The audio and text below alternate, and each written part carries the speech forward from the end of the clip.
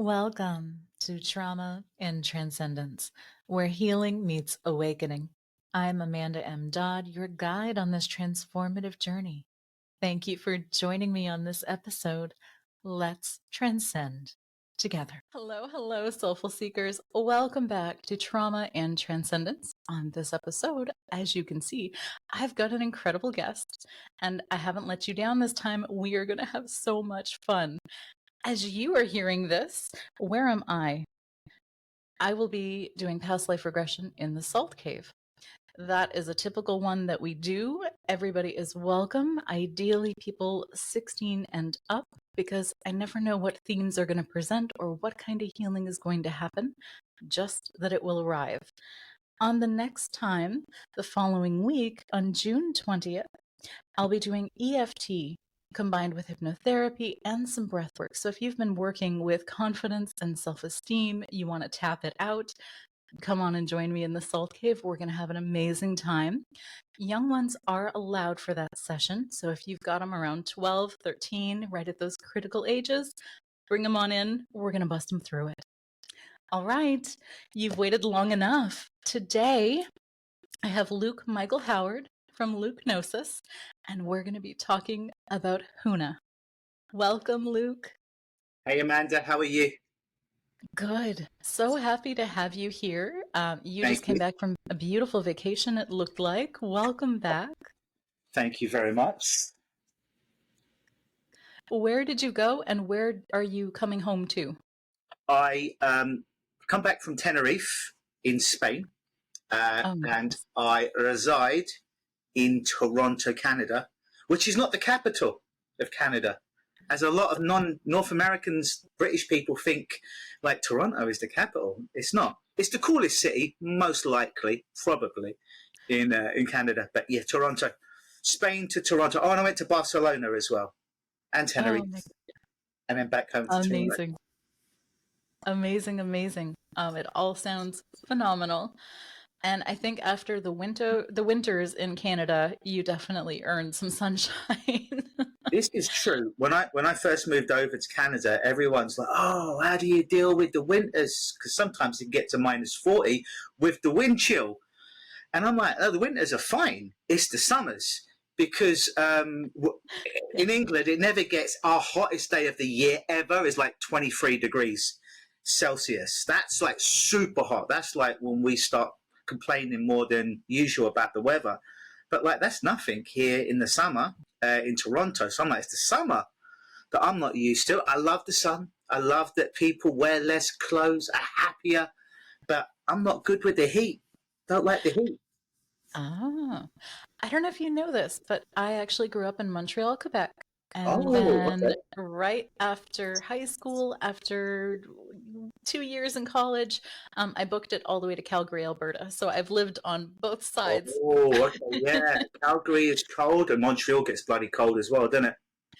Oh my God, yeah, and the snow. Oh my God, the snow. I have horror stories of mountains of snow in the parking lots because they didn't know where to put it after a while. Oh, really? Kids could get lost in those snowbanks. Absolutely.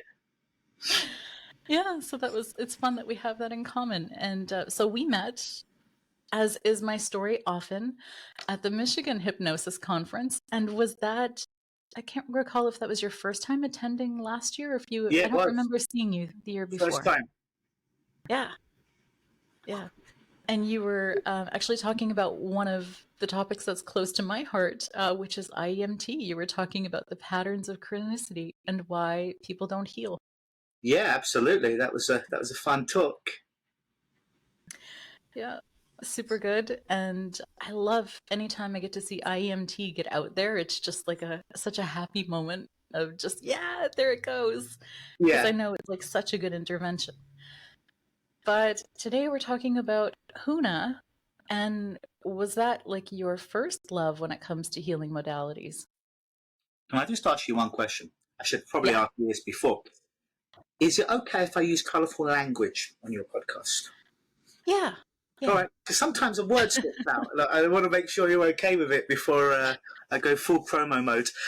So when I got involved in hypnosis and neuro-linguistic programming and timeline therapy 25 years ago, the place that I trained in England, they had hypnosis, and on the same program, they had NLP, practitioner, hypnosis, and timeline. So I kind of knew what hypnosis was to a degree, had a box to put it in. And I had a tiny bit of understanding about NLP because of Tony Robbins had read his 2 books at that time. Had no idea what timeline therapy was. And then this whole Huna thing, spirituality, ain't it all just bullshit? I'm like more of an atheist. I don't go to church. If that's your belief, you've got belief systems that are spiritual, that empower you, more power to you. That wasn't me. I like the neuroscience. So I heard about this thing, Huna. I'm like, stay away from that. Sounds a bit hokey. Sounds a bit hocus pocus. How can I sell that to someone? It's like a psychic. It's like a clairvoyant. Oh no, I stay away from this. Yeah. 25 years ago. So I did all my NLP training and hypnosis training and timeline therapy training and everything else. And then this Huna thing starts floating around just before, I guess, just as pandemic was happening. And a lot of people look at like NLP and hypnosis like, this is great, but where's the soul? Where's the spirit? There's a lot of great techniques we can use to improve ourselves, client, lovely for the mind, for the body, conscious, unconscious. But what about the soul? What about the spirit? I used to be like, soul, spirit, when you're dead, you're dead. It's all bullshit anyways. But suddenly I started to get drawn back into Huna. I'm like, why now? The seed was planted 25 years ago. Why 20 years later am I now gravitating towards it? And my realization was there's a beautiful breakdown in Huna of like evolution, and I can't of us humans from certain ages going through adolescence, teens, 20s, 30s, and so forth. And I can't remember it verbatim, but essentially, and I know this sounds a bit pretentious what I'm about to say, even though I'm thinking it and the words are going to come out. But the belief is there's kind of a spiritual evolution that goes on in humans between, I think it's 38 to 44 is when we start we've accumulated our job, we've accumulated a certain amount of money, relationships, health, but then there's a paradox that kind of happens where we kind of seek some kind of spirituality, for want of a better word. And I'm 45. I know I don't look it, but that's when that's when I kind of fell into all this stuff. It was right in that window of 40 to 45. I'm like, that would answer that question as to why, after all this time, I've gravitated towards it. But back when I started to look at Huna, there's different schools of Huna. The school of I've been to a couple of different schools. The main way I got introduced to it was from Tad James, creator of timeline therapy, and the only way you could learn this form of Huna, which was the only form of Huna that I was aware of, was to go to Hawaii. And because you had to have the experience, it's not something you could learn online, although I was told you can't learn it anywhere else other than Hawaii. But pandemic was happening, I couldn't get to Hawaii, and I found somebody in Toronto who taught Huna, and I went there, and I was the only guy, and it was 12 women. And it's like, so they would look at me like a cat that barked.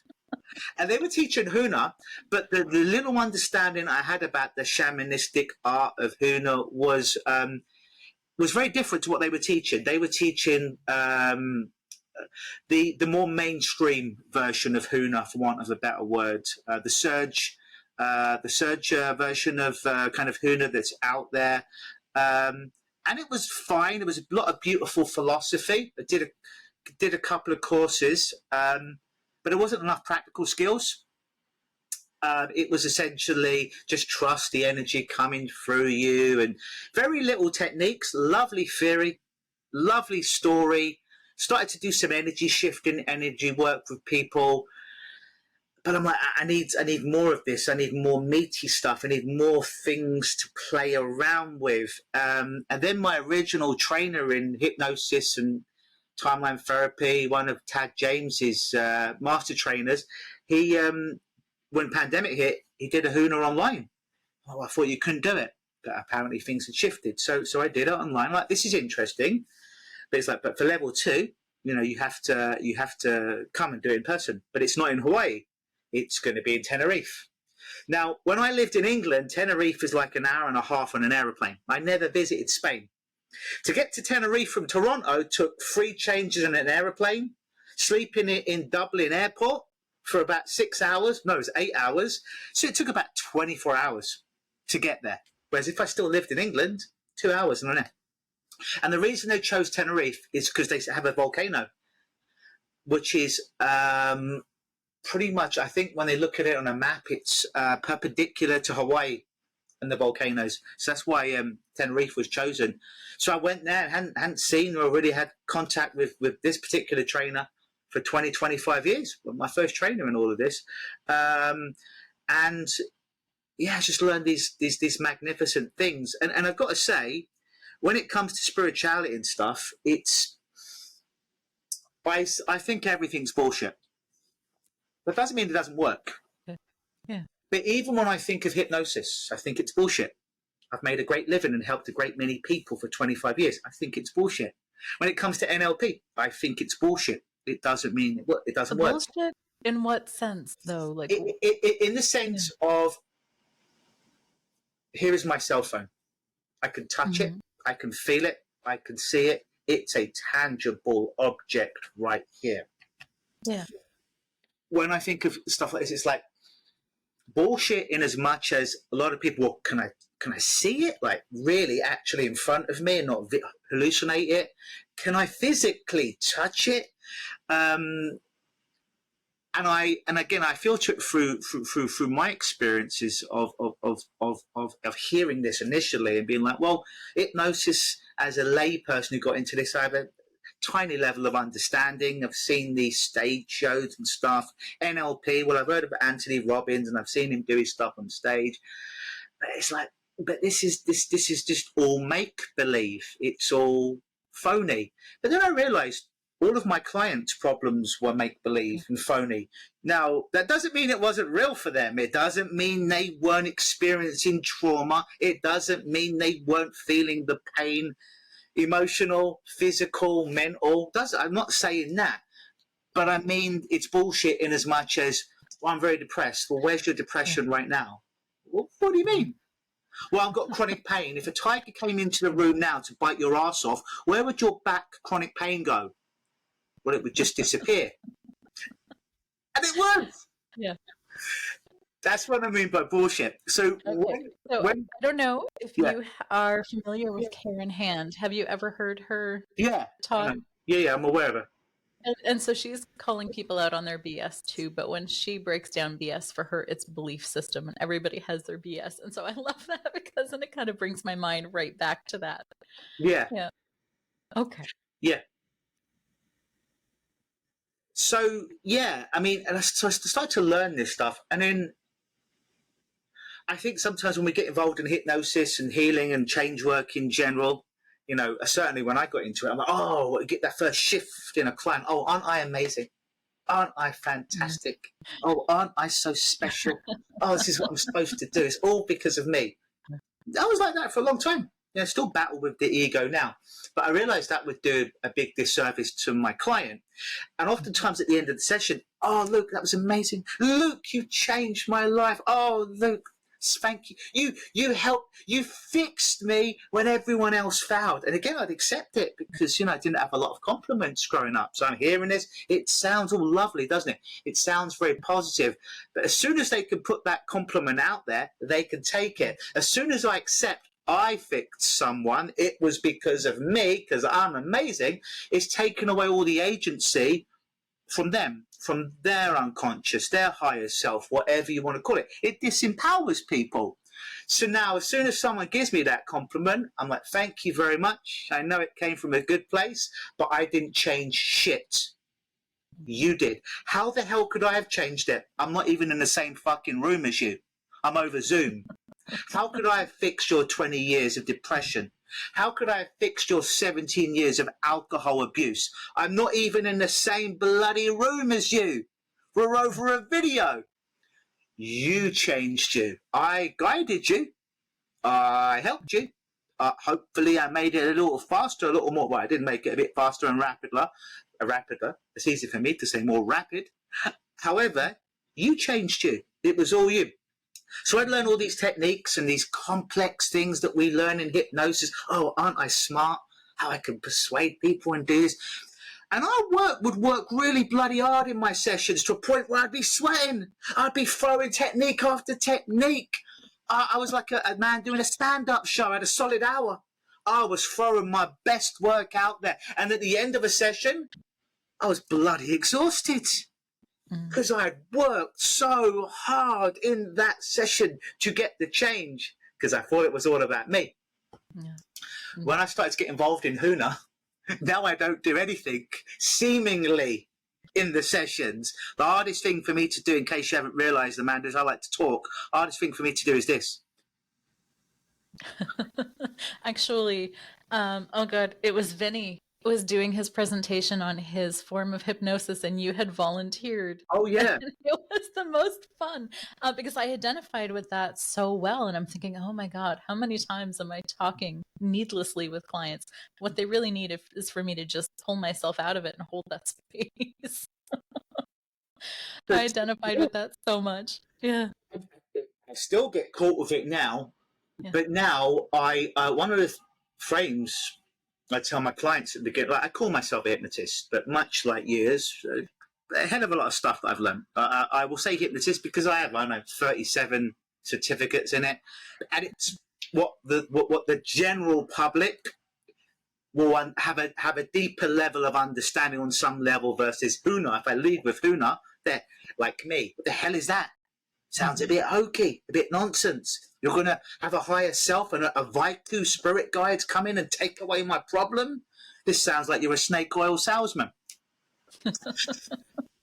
So now, when I work with Huna, I'm like, hey, so there's a couple of ways we could deal with your problem.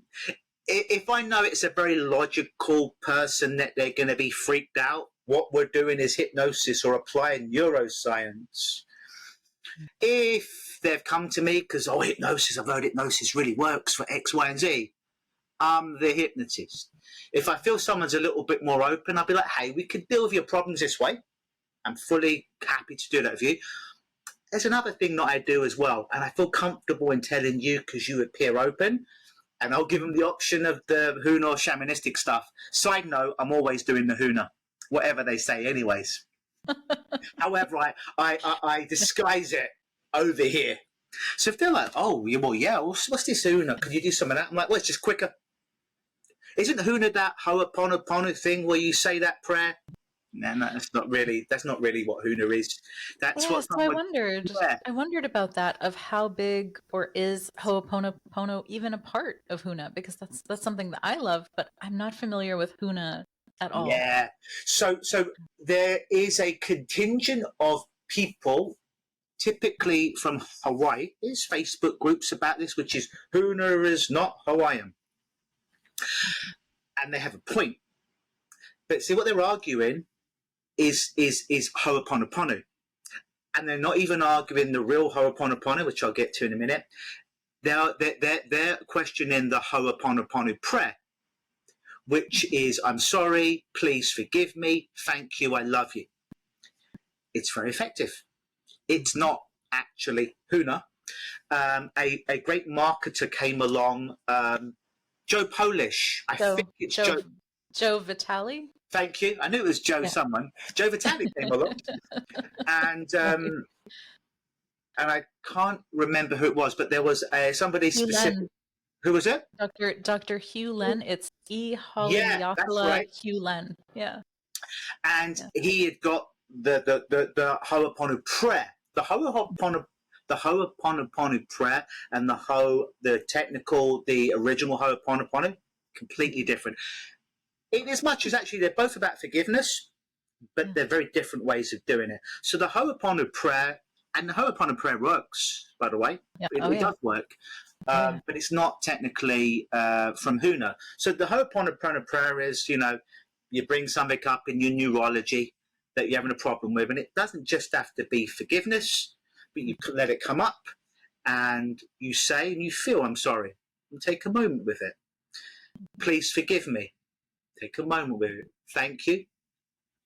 I love you. I look at my fingers because it's on my fingers. Mm-hmm. And this is very powerful. And then people are like, well, what if someone raped somebody? Are you saying I'm sorry? No, it's not what you're saying. Saying sorry to that part inside of you that you carry. Someone's done a horrible atrocity to you. You're not asking for forgiveness from that person, but the part that you carry that's causing you pain. So I'm sorry, please forgive me. You're saying please forgive me to the person who beat the shit out of me? No, no. To the part that you're carrying around, not to them. It's not about that. You could do the whole process on yourself, and the person who wronged you never needs to know. The thank you. Are you saying thank you that someone abused me, stole from me, hurt? No, no, no, no. You're saying thank you for the acceptance and the shift that's going on in your body. You're saying I love you to the person who violated me? No. Yeah. To that part that you're carrying around so you can pull it down. So that's the prayer, but it's not technically from Huna. And the type of Huna that I practice is actually, when it was developed, Max Freedom Long developed the name Huna. Okay. He made it up. I believe he's an American guy. And the argument from many of the people in Hawaii was that that's not what we teach people here. This is not what our people have grown up with, which is true. The actual real Huna, the shamanistic stuff, was called something else before. And it just made it, for the lay person, for the British-speaking person, Huna was an easier way of saying it, and it kind of morphed into that. But technically, it's not actually really called Huna.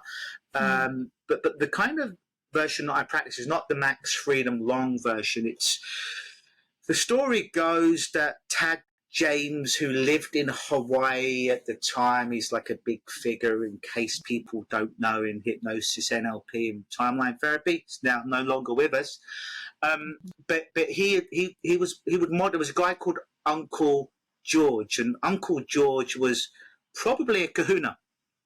But the thing about being a kahuna is, if you call yourself a kahuna, you're not allowed to.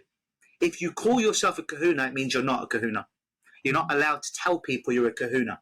So kahuna is just, essentially, if we look at it in the Western world, it's like a PhD. So what we'd call a professor, or someone that studied to the level of PhD. So you could be a kahuna in accountancy. You could be a kahuna as a doctor. You could be a kahuna in energy medicine. So it's like the highest level you can be. But the sure way of knowing someone's talking shit is if they call themselves a kahuna, or it's underneath their name, they're not a kahuna. But Tad James would befriended Uncle George, and Uncle George was this little old guy who was like 5'0", and he would teach the hula, and he had this magnificent energy. And Uncle George would teach him what we now know as Huna. And then Tad modelled a guy called Danny Bray, I believe, and his family, his lineage, because the real Huna was like lineage. It's not like you could go on an NLP, anyone could go on an NLP course, and now we've got 5,000 practitioners certified over the last 6 months. It was like a lineage, because the belief is you've been accepted into our lineage, almost like a tribe. So when you chant... So that's a bit similar to Reiki in that way, isn't it? That you carry that lineage based on who you were attuned by. You carry that forward. I haven't studied too much Reiki, but from people that have done Huna, that have been on my course, very much like I'm not sure about you do get initiated. So when I know Reiki, it's attuned. Huna is initiated. So initiation is somebody that got to a high level. Mine was from David Shepherd, who was like Tad James's right hand man, and you get initiated into it, and you get initiated into the symbols, or the Opa, is what it's called in Huna. The symbols are Reiki, are something very similar. In Reiki, tell me if I'm wrong, Amanda, probably am. The symbols, I think there's 12 symbols in Reiki. It depends on which lineage you're looking at. So in Usui, I want to say we worked with, there was Chokurei, Seiheki, there was the lightning bolt Reiku, and then there was the master one. So 4 or possibly 5 for Usui, and then Karuna has like 12. Okay. And if you go Kundalini Reiki, which I did recently, there are none. Okay. So very similar in with Huna, but their symbols are called the Apaya, and this is one of the reasons that I really got into it. And my understanding, little knowledge that I have in Reiki, is that you will hold your hand in a position to draw upon the energy of the specific symbol. Huna's a little bit different. There's 36 symbols, and there's essentially about 4 to 5 different levels of the traditional Huna, but you only get initiated into a certain amount of symbols. So like level 1 is 4 symbols, level 2 I think you get another 8 symbols on the 4, level 3 another 8, and so forth. And whereas with Reiki, I think you like I say, you hold your hand in a position or you visualize the symbol. With Huna, this is where it gets really weird and woo-woo. But this shit works. It's amazing. The symbol is essentially a god or a goddess. Okay. And you, as a practitioner, if my client's having a problem with it, I would trace the symbol out in the air.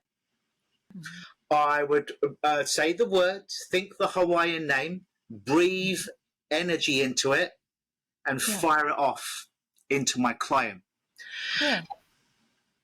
And again, I say it, and even now I say, sounds fucking hokey. But the weird thing is, I have clients in front of me. I don't even tell them I'm doing Huna.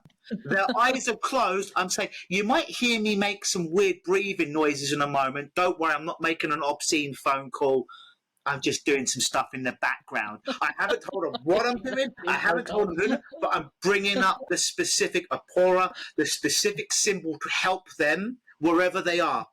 And I don't tell them, and I fire it off. And I just sit back and tell me when it's gone. Yeah. And then I'll get a sensation inside when it's gone. And oftentimes, a second or two before they say, I'm like, it's gone, isn't it? Yeah. They're like, how the fuck did you know? Oh.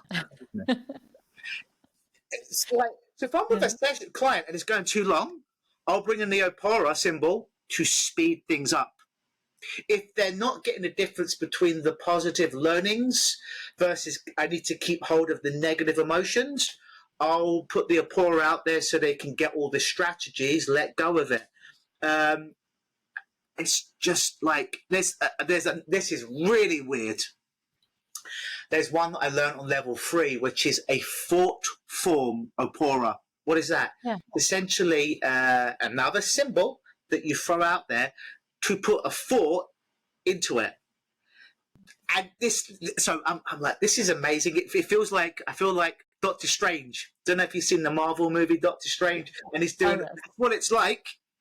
So I'm like, all right, I love the idea of this. Even on level 3, I'm in Tenerife. And I'm with the Hypnopix. I'm like, I love the idea of this. But how can it be real?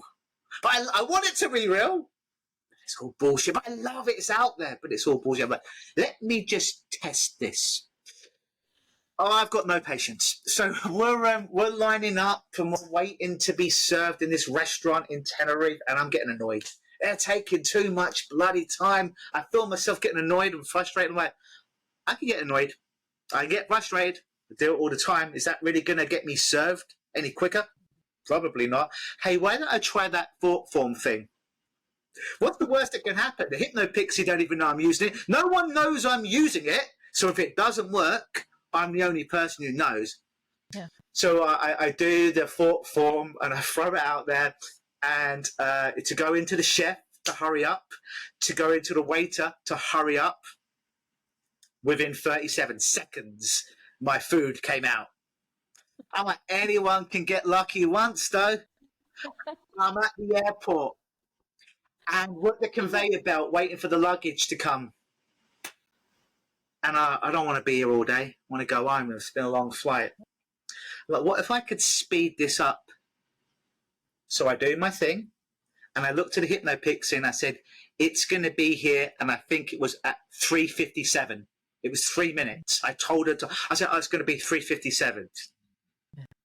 3:57, both our luggages were in our hand. Not 356, not 358, at 357, the luggage was in the hand. I'm like, oh, I'm on a bit of a winning streak here. We ordered the Uber, and the Hypno Pixie's like, oh, I think, because when we were going to the airport, the car was not big enough for both of our luggage. So she's a bit worried, like, oh, both of our luggage might not fit. So I imagine the car coming, I imagine it having space, and I imagine us both being able to put our luggage in lengthwise in the back. Send the form out there, let it go. It shows up, he opens it up without asking. You know, usually they'll stack the luggage on top of it, or they'll put it like the other way, lengthwise. He puts it, horizontal. He puts it vertical, lengthwise in. He puts mine here, he puts hers here, and exactly how I saw it in my head. I'm free for free here. Listen, even if this stuff is just all placebo and bullshit, I'm free for free. And this is just one part of it. There's so like, Huna is Ho'oponopono. It's that much. The Ho'oponopono, the traditional Ho'oponopono, is not the prayer. What it is an act of forgiveness, and essentially what it is to make pono, is to basically make peace with everyone in your life, whether they're alive or dead, and with yourself. And the real process, not the Joe Vitale, is you erect the stage, construct a stage in front of you. You're sitting in the audience, and then category by category, you bring people up on the stage that have been significant. You essentially maybe start with your family, mum, dad, and then perhaps girlfriend, husband, wife, and then essentially you go down with significance. It's a good way of remembering it. Yeah. That's got an interesting. It's interesting because, I mean, the same way you look like the 100 monkey theory with how things go through consciousness. When I did Reiki, the minute I learned the distant symbols, that was the first thing that I wanted to do, was to put myself in meditation and then go all the way back through my life and kind of walk back through. And people of different categories. And it's not something that the Reiki teacher had taught. It was something that came intuitively. And so to this day, it's still something that I will actually make an intention to do once every 6 months, or sometimes once a year, depending on how I've lived. Yeah. And it is profound. I had no idea that came from another part of the world entirely, and other precepts of belief. So if you've never done the real Ho'oponopono, the first time you do it, it might take an hour. It might take an hour and a half, right? So you bring people up, and then irrespective, if someone's wrong you or hurt you, it's not about, oh, you raped me, you molested me, come back into my life. No.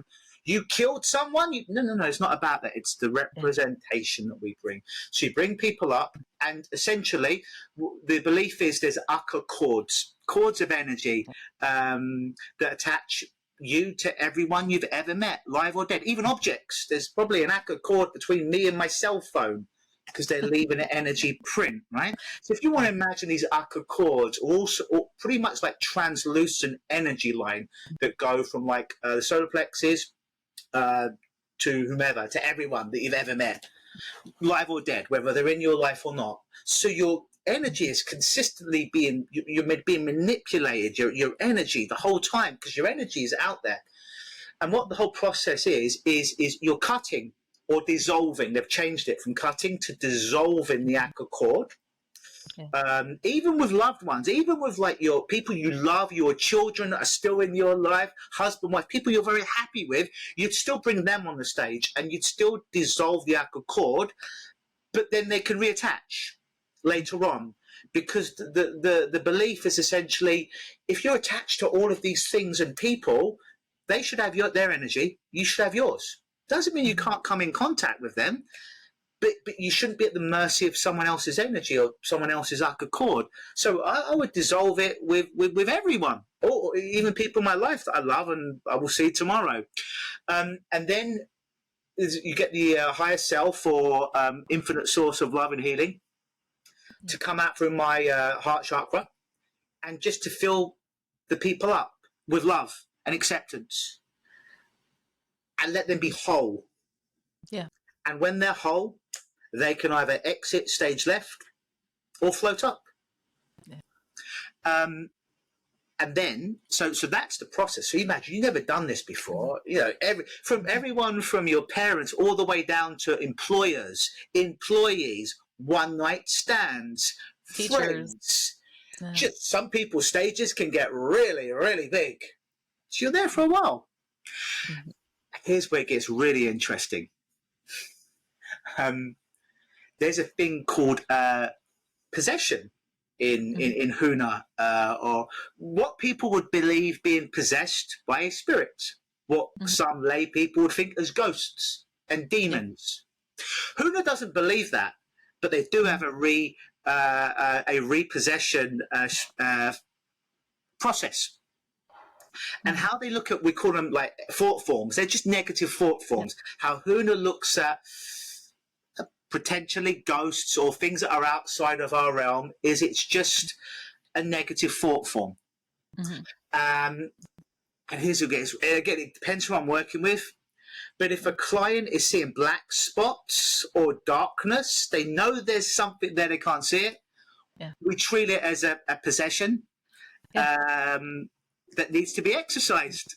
And I don't mean with a cross. I don't mean with the holy water or 10 Hail Marys. But some of the biggest shifts in myself and my clients, they didn't even know what this darkness was at all. And we didn't regress them to go into it. They're just like, look, there's spots. I don't know what it is. Do a repossession, form of it, and the darkness goes. Consciously, they're not even aware, but it's just like, fuck. It's just an energy form.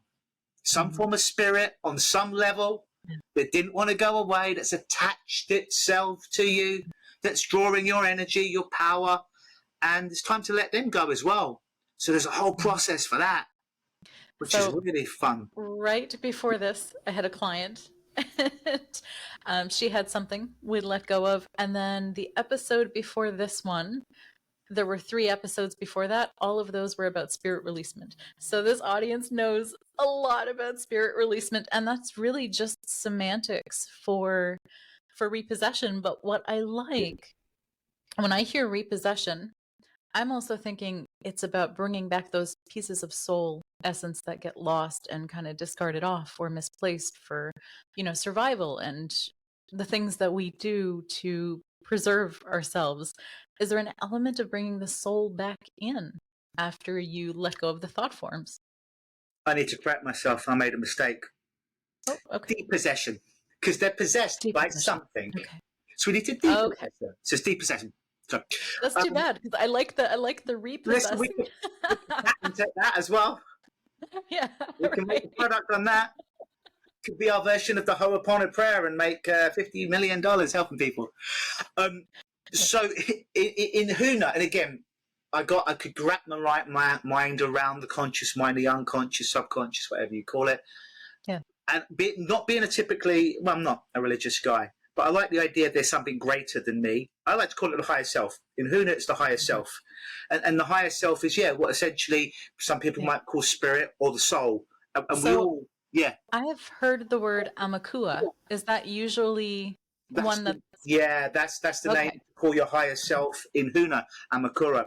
There's actually a chant that we say in Amakura that if people have never had a sensation, a real life experience of being connected to their higher self, there's a certain chant that we do in Hawaiian, and the chant is essentially to go across the cosmos, to go across the universe to where all the abandoned higher selves are. It reminds me of that scene in Star Wars, where you've got all the monsters in the bar and the creatures. You're calling them because if you don't use your higher self, they get bored and they float off. So it's a chant to call them back into the ether, to call them back in the Kiavi, which is the spirit element in Huna, and then reattaching them to yourself so you have a real experience of being attached to your higher self. So higher self is just our term for spirit or for soul that can do amazing things. So sometimes I'll be working with clients and I'll be speaking to their unconscious, and they will be too. We'll hit a block, and it's just not wanting to make the shift It's not wanting to make the change. And, I've got many different ways of pivoting. Sometimes I get frustrating. But if I get that now, I just speak to the higher self. Like I always say to my clients, like respectfully, if we go to a Walmart and we have a problem there, we're not really going to go to the assistant manager, because the assistant manager can't really make changes. They're very busy. They're doing a lot of work every day, but they can't really hire and fire people or build a new Walmart. You have to go to the CEO or the manager. So respectfully, unconscious can do a certain amount, but if we get blocked, that's fine. Let's bring in the big guns. Yeah. Let's bring in the higher self, and let's get the higher self to do what the unconscious mind can't do at this moment. Because, our higher selves, we're perfect. If we're poor, we're perfect. If we have $1 billion in the bank, we're perfect. If we have 10% body fat, we're perfect. If we have a 35% body fat, we're perfect. To our higher self, it's amazing. You're perfect right now. Could you be even more? Could you be perfect now and be poor, and be perfect 10 years from now and be a billionaire? Yeah, you'd still be perfect to it. Yeah. So I guess in my mind, because I like to work with a lot of different beings, but I'm learning more and more about thought forms. When we talk about the symbols and essentially the gods that you bring in, aren't they just thought forms but aligned with high vibration? So, this is where it gets even more crazy.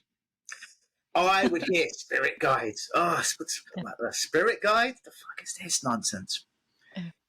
In Huna, on level 2, you get a Vaiku. And this is when everything changes. A Vaiku is what other people might recognize, like, for want of a better word, spirit guides. If I go and change a client's, if I'm doing change work with a client and it goes into a past life or energy, there is a possibility that I could get bad karma because I'm making a shift. I had wondered, because you're talking about practicing and not even having to tell the client, and so with the things that I've studied, it's always, you don't want to disrupt people's karma. What about free will? And so I'd kind of wondered about that. Oh, yeah. There's a way around it. Okay. The way around it is the Vaiku, and, I got 3 Vaiku on level 2. Sometimes you can get more as you progress, but essentially you get your Vaiku on level 2. And I didn't choose them. They chose me. I didn't choose their superpowers. They choose their superpowers. I didn't choose their name. They chose their name. So none of it was conscious, because none of their names are English names, and none of their superpowers are superpowers that I would have given them. Right? Yeah. So, my cat makes a cameo, I told you. Mr. B, he likes to be in these things. He's a Vaiku in disguise. So, the Vaiku, I like to call them spiritual hitmen, because they were created for me. If you did level 2 of Huna, your Vaiku would be created for you. If John went to do level 2 of Huna, his Vaiku would be created for him. And because they're created from you, it's not my higher self that's doing the work. They get the karma. So if they go in and remove something, whatever, if there is any weird thing about karma, they get the heart karma, but it was created. They were created for me. So they work as like the in-between people, or spiritual beings that essentially do all the work. Also, I always ask my client, essentially, do I have your, wherever they think they're coming in for hypnosis or timeline therapy, is it okay if I do whatever it takes, as long as it's safe and ethical and non-fattening, to get rid of your problem, or to aid you to get rid of their problem? To which they say yes. Say, guess what? I'm going to do whatever. They've given me the yes. They've paid their money. They've signed the form, and they've given me that. You better believe I'm going to use whatever I can to help them. So then the question is it the Vaiku that are going to the client's the gestalt and removing their problem, the root cause of which, one's removed, the problem goes away? Or is it their higher self, that's removing the problem? Yes, is the answer. It doesn't matter if it's my Vaiku or my Vaiku have to go speak to their higher self to remove it. The thing's still removed. Yeah. Yeah. Oh, I love that. An hour. I can't believe an hour has already gone by. um, what is something you really want people listening today to take away? If there's like a big message, what would that be for you? That if you've been suffering, even if you've been suffering for decades, even if you've gone counseling, psychotherapy, medication, rehab centers, and you've got some mental, emotional, chronic physiological problem, just because you've had it decades, a long time, just because a whole team of people have tried to help you with it, you can still get rid of it. And you can still get rid of it quite rapidly, a lot faster than you think, and it stays gone. Just because you've had it for 30 years, it doesn't take 30 years for it to disappear, because when you got the problem, it happened like that. So if it was created like that, it can be uncreated like that as well. And I know in traditional psychology, counseling, years and years of therapy, years and years of work and talking all over it. If just talking about it worked, you'd tell your best friend, your partner about it, and it would be gone. However, that doesn't work for most people most of the time. So you don't need to keep re-talking about it. You don't need to keep re-traumatizing it.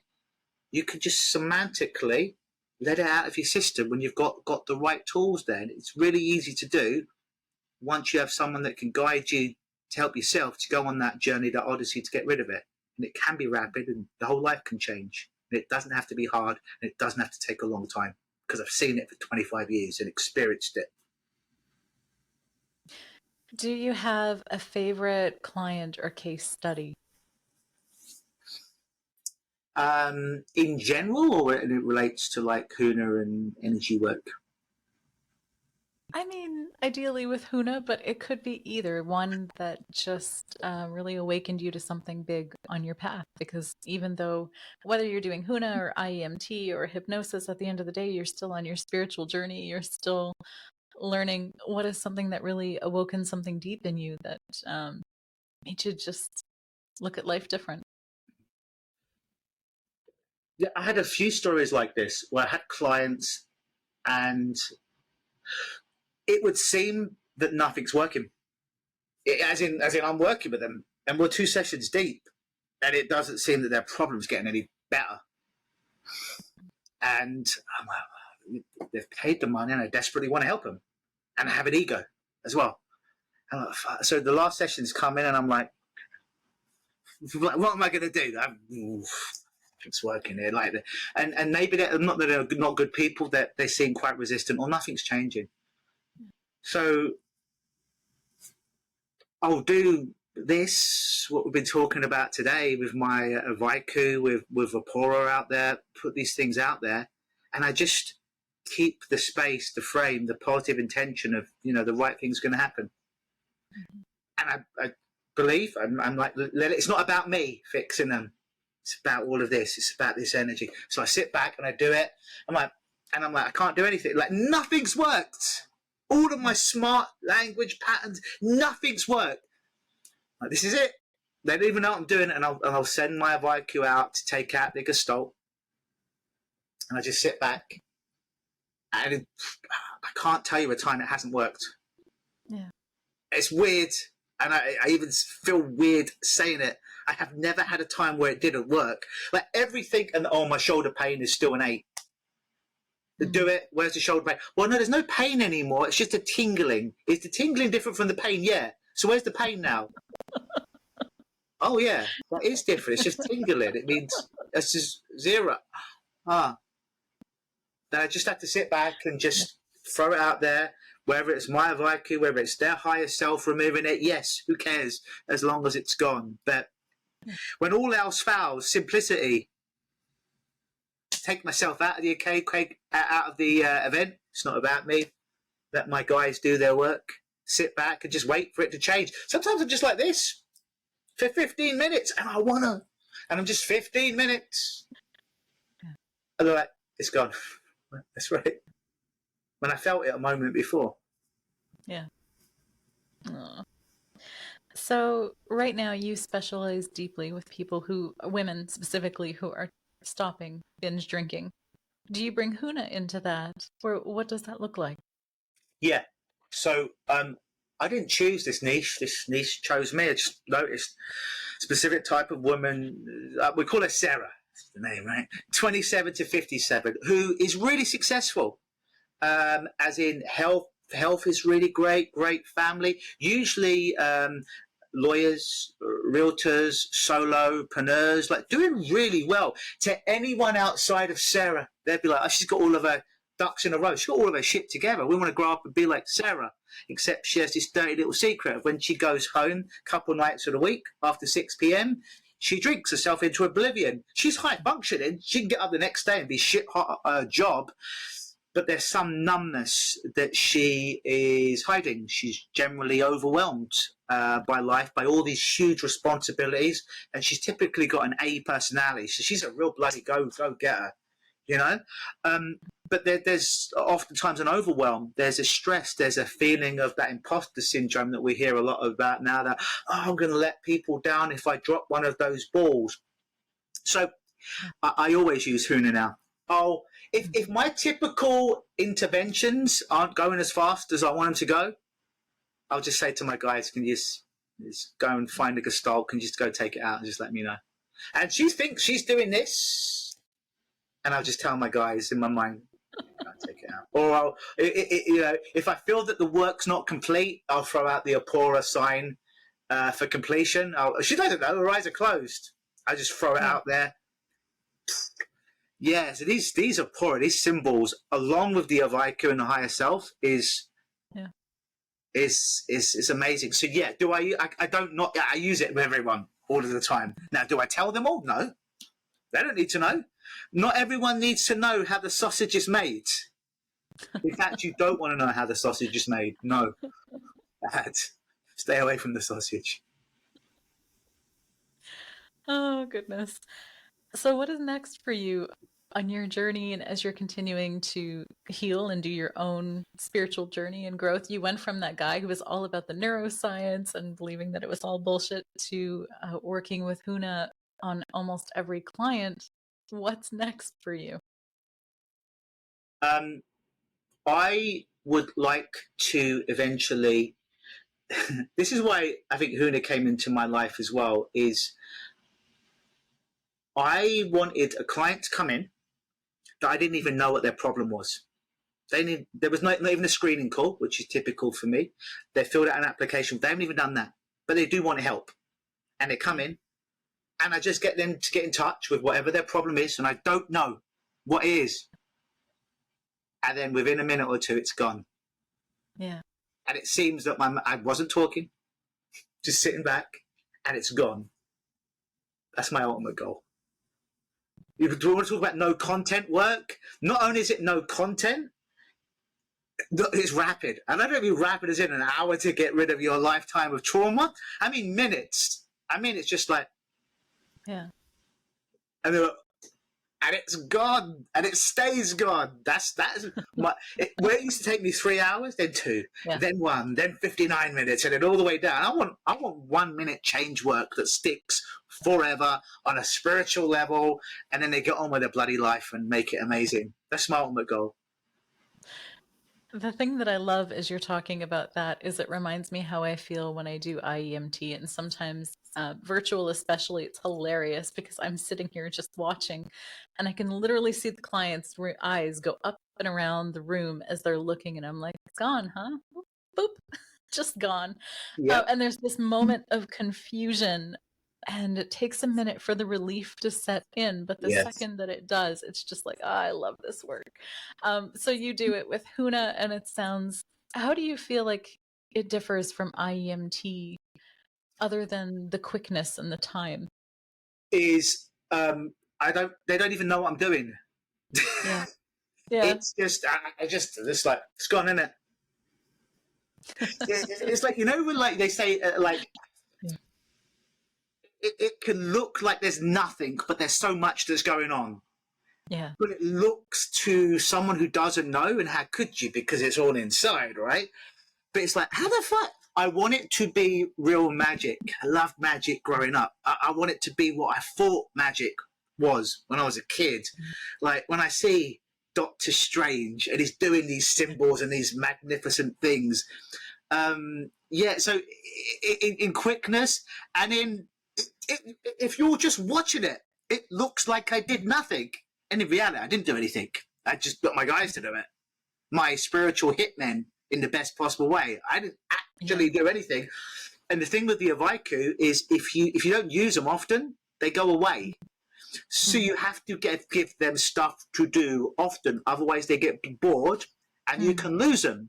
So yeah, I'm using my guys always to do stuff, ethical stuff. They can't tell me the winning numbers of the lottery. Yeah. It's not their job. Got to only use them for good. But yeah, I guess it just is even more like to someone who thinks years of counselling and then they get rid of their problem and they do EMDI or whatever variation of it is that they're doing. It's like, well, it is magic to them. Holy shit, that's 10 minutes of doing this. I did a version of it, SciTap, where we'd have the light and stuff. And I love using it. Yeah. But I'm like, what if I took the light away? What if I took the pen away? What if I took the words away? Yeah. Strip it down, make it purer, more pure. And it's just essentially, I want my sessions to be this. Someone comes in, it's gone in it. That's it. Yeah. Goals. You'd mentioned Hypnopixie before. Yes. Tell us more about her, because I doubt anybody here currently knows. Oh, the wonderful Hypnopixie. The Hypnopixie is an amazing ball of love and energy, and the best person that I ever met. She's the best person I ever met. And here's a funny thing: she got involved in hypnosis because of me, and we did a training in a street hypnosis training. We were on another hypnotist training in Miami. And she was probably the least... She got another job. This is not her job, hypnosis. But she saw me doing street hypnosis. She'd come to expos with me. And we're all out on Miami Beach trying to get people in for street hypnosis. Nobody, not even the trainer, could hook people. Not only did she hook someone to come in, she then did like a 30-minute street hypnosis show with a huge crowd. And some of these other people there, I've been doing hypnosis a long time. They couldn't stop someone, couldn't even do magnetic fingers. She's making people disappear, reappear, sticking things to things.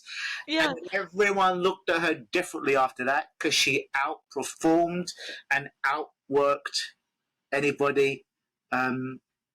Like sometimes... was that the episode where she convinced a lady that, I think she said it was Mark Wahlberg? Yes!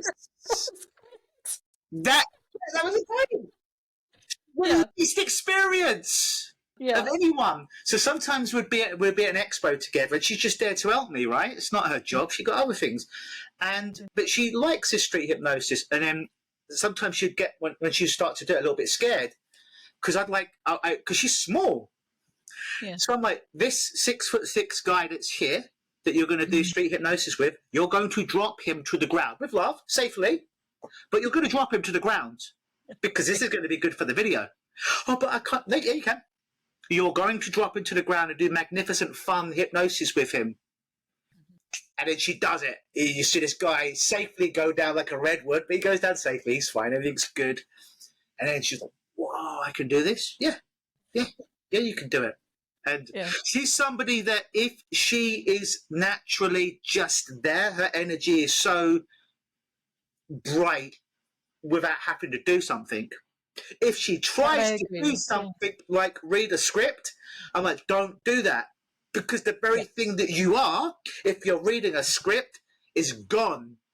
Your thing is you. Your thing is your energy, your beauty, your vitality. Not reading this bloody script. Put the script down. Don't ever let me see you read a script ever again.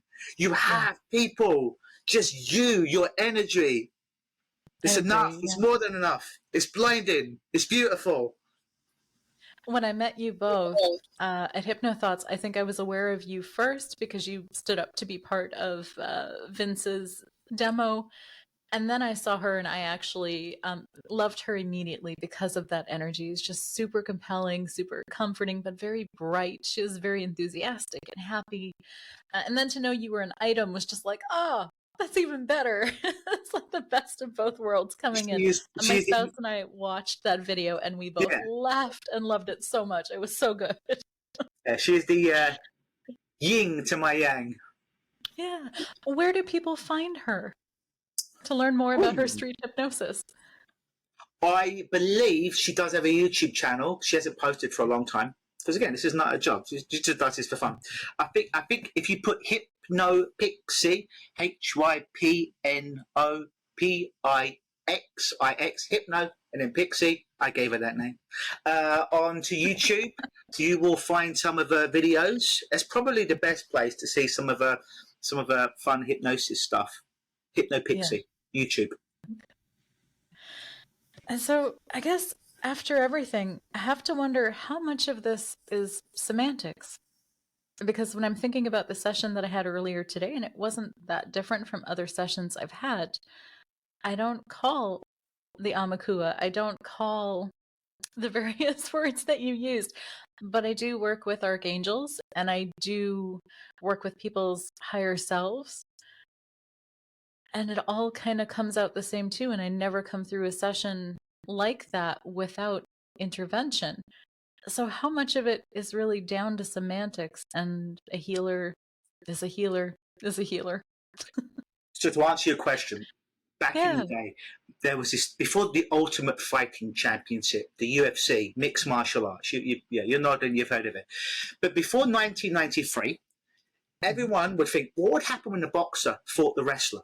What would happen when the karate man or woman fought the Muay Thai person? Fair enough. Right? So we got the counselors, the psychotherapy, the NLP, the hypnosis, the Huna, the Reiki. Yeah. And then people started to cross-train. Well, I've got to learn some wrestling and some Brazilian Jiu-Jitsu and some Muay Thai and some boxing, and I have to do the strength and conditioning. Until eventually you learn a little bit of everything, and then it's you. So it's all semantics. But for me, I'm not married to any particular modality. It doesn't matter how many certificates. I'm married to what works. And sometimes what works is me just bloody telling real stories from my own life for a client. Yeah. Sometimes I have to metaphorically, I can't do it really, bitch slap somebody to get the shift. Sometimes it's just the way that I look. Sometimes it's something, hypnosis is a hand stick. Well, if your hand's stuck, what is that like, that problem that's stuck in your life? And when you can move that hand, that problem becomes, and sometimes it's the higher self, it's this, whatever bloody works. There's even counselors have a good skill here or there. Or if I'm watching a show and the interviewer is magnificent, or I'm watching a movie, this character has something that's compelling, I'll take that. I'll use that. I'll put it through me. And it's just like, all right, well, who's in front of me? I'm just going to use whatever. So I think if you go into it with a script, and I don't just mean written down, but well, step one is this, step two is this. I used to go in that, and then it's like the client gives you something, throw that out the window. Let's work with what you gave me. Yeah. So it's all just semantics. It's all just different forms of healing. It's everyone wants, every system's like, this is the system. No, there is no one system. It's what works for you. And if anything, it's what goes wrong, what doesn't work. And then I'm in a session like, holy shit, they sold me on the idea this technique works for everyone all of the time. Yes, I believed that 25 years ago, and it hasn't worked. And now what do I do? Well, I've got 55 minutes left. They've paid all this money, and I really want to help them. Sometimes I just make up shit. And you know that shit that I make up is more powerful than this stuff that's supposed to work all of the time with every person. Use whatever you need to use that comes to you. Now, something weird comes to me, I'm just going to bloody use that. Doesn't need to make any sense. Why did it just come to me? It came to me for a reason. Let me go with that. Or the more interesting question is where it came from, right? Exactly. Yeah. That could be a whole other episode. Goodness. Yeah. Thank you so much. I've enjoyed exploring this with you. Please come back. Let's talk about more fun and fascinating things. Anything else you want people listening today to really take away for themselves? Yeah. Like I say, just because you've had a problem for a long time, just because you've had a whole team of experts helping you with it or not helping you with it, you can get rid of it. And if you think, well, hypnosis, who knows? It's a bit weird. It sounds a bit cool, but a bit weird. I've been doing it a long time. It is a bit cool, and it is a bit weird. I only care about what works. Yeah. That's it. Oh, if it works, I'm going to use it. If it doesn't work, like Bruce Lee, I'm going to disregard it. But you can get rid of stuff rapidly. And oftentimes our problems are illogical. So it takes illogical solutions to illogical problems. It's not logical to be anxious while you're sitting at home and thinking, to have a panic attack, why seemingly there's nothing in danger going on, but people have panic attacks all the time. It's completely illogical, but completely real for them. So it takes an illogical solution to that. That's what I mean by bullshit. Yeah, problem's bullshit, the solution's bullshit, but when bullshit meets bullshit, sometimes magnificent things happen. But if you're out there, and I help with a lot of every kind of problem you can imagine, but I do specialize in helping women overcome binge drinking. If you need some help with that, there should be a website underneath me. It's at stopbingedrinking.com. And you can go there, and there's a free 10-part course. It's about 4 or 5 hours. It's like 10 videos of dense information to help you. It's not therapy. It's not hypnosis. It's not Huna. This is just information as to what the why and the what behind binge drinking, to help educate you. And if you want some help then to overcome it, I have a product there, which is like my best hits in one video. It's like if someone came into a session with me and I didn't know what the problem was because they couldn't communicate it, and they couldn't speak. This is what I would do, content 3 with somebody. So there's a whole video. It's only like $97. If you come and do a session with me, one session, it's $1,600. It's essentially the same stuff. So it's a lot cheaper, and it's as if I'm there talking to you because I do all my stuff over Zoom. But that's on stopbingedrinking.com, and you can sign up for the 10 videos if you want, get some information. And if you want some help stopping binge drinking, there'll be a way that you can book a screening call with me, where I can help you to see if we align and if I can help you going forward. Yeah. Beautiful. Thank you so much. Thank you. Thank you, Soulful Seekers, for listening. If you've got questions for Luke, leave them under the episode and I will pass them along for him to possibly come back and answer for us. And all of his links will be in the episode info as well. All right, everyone. Bright blessings. Stay happy, healthy, and inspired. Bye. Thank you for joining us on this transformative episode of Trauma and Transcendence. Your stories matter. I would love to hear them and from you.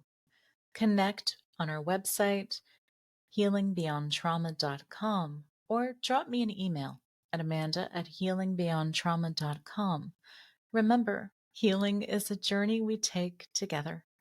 Until next time, stay connected, stay inspired. This is Amanda, wishing you bright blessings.